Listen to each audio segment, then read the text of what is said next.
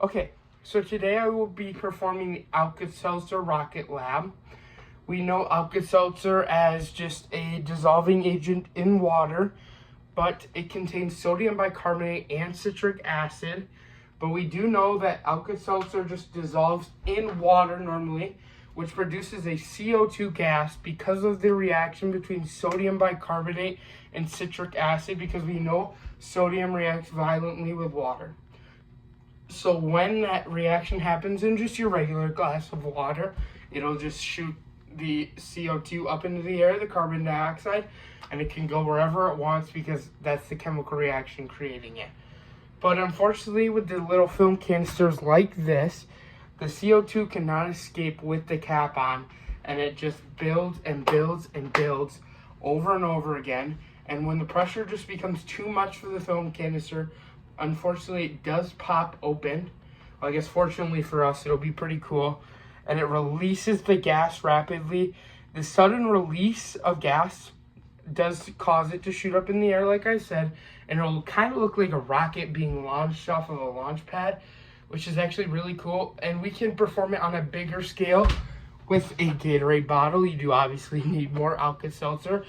Or you could do just a regular water bottle. But the best way to look at it is this little film canister.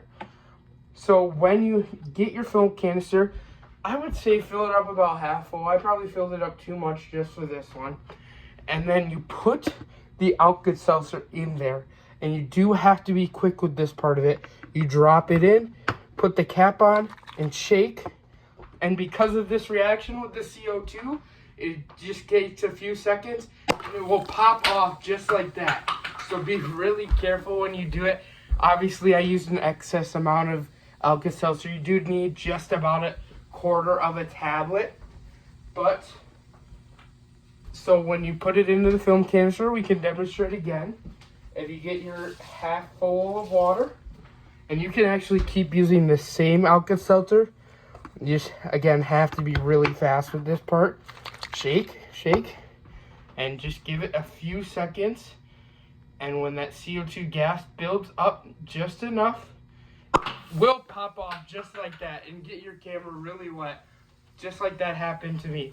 So I will demonstrate one more time.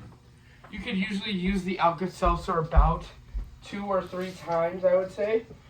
This is really fun when you're just sitting at home and you have Alka-Seltzer and you want to just try this. Film canisters are a little bit weird because people don't just have film canisters lying around. The less water you do have, the better it'll work. I think this Alka-Seltzer might be out of CO2 gas, but obviously when it works, oh, never mind, it was good. Because of the less water, the gas could build up more, and obviously we just made a mess. As you can see, the camera's a little wet, and there's water all over the counter. But luckily, that CO2 shoots the canister up, and like I said, you could probably perform it on a bigger scale with a Gatorade bottle, water bottle, whatever you want to perform it with. But that is the experiment. That is how we prove that sodium reacts violently with water in the form of sodium bicarbonate, obviously with a little bit of help from the citric acid. But it is a really fun lab, and it's really easy and kind of cheap. Honestly, those film canisters were just about $1 for, I think it was a good 12 or 16 of them. And obviously, Alka-Seltzer just over the counter. You don't need as much as I have, but it's pretty fun when you get it done.